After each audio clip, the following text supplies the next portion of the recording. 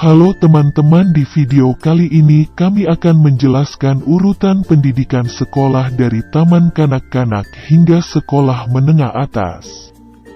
Dan jangan lupa untuk subscribe, like, dan share video ini ya. Terima kasih dan selamat menonton.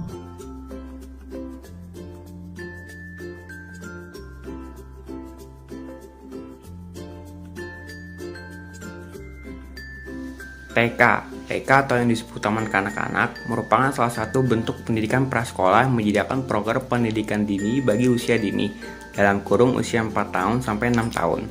Di TK, anak didik akan diajarkan untuk berhitung, bermain, bersosialisasi dengan teman di sekitarnya, memakai bahasa Indonesia dengan baik, dan berdoa kepada Tuhan.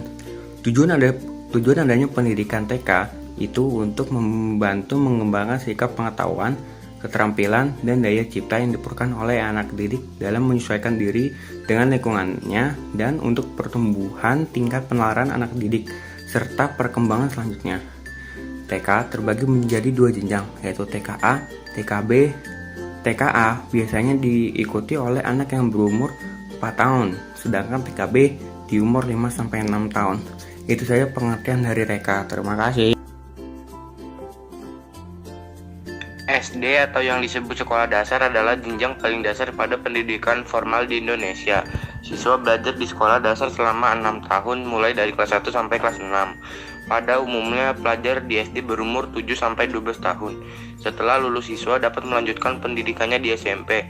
Lalu tujuan pendidikan SD itu adalah meletakkan kecerdasan dasar, pengetahuan, kepribadian, akhlak mulia, dan keterampilan untuk hidup secara mandiri dan mengikuti pendidikan secara lanjut. Lalu pelajaran yang biasa diajarkan di sekolah dasar adalah matematika, IPA, IPS, PKN, SBK, komputer, bahasa Indonesia, bahasa Inggris, agama, dan bahasa daerah. Di SD juga ada kegiatan ekstrakurikuler yang bertujuan sebagai tempat untuk mengembangkan bakat siswa, contohnya futsal, bulu tangkis, voli, dan lain-lain.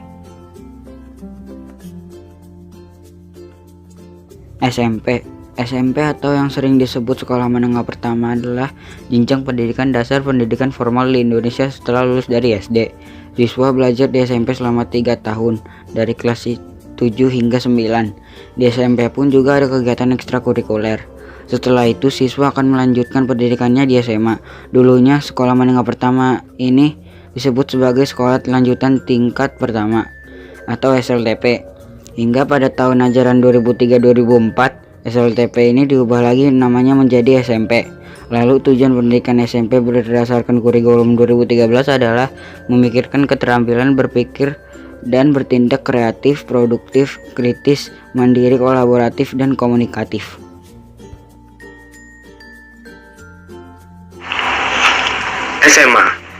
SMA atau yang disebut juga sekolah menengah atas adalah satuan pendidikan setelah sekolah menengah pertama dan sederajat yang mengutamakan kemampuan teoretik siswa. Tujuan pendidikan SMA adalah untuk menunjang tercapainya tujuan pendidikan nasional, untuk mencerdaskan kehidupan bangsa, dan mengembangkan manusia Indonesia seutuhnya. Siswa belajar di SMA selama 3 tahun, sama seperti di SMP, mulai dari kelas 10 hingga 12.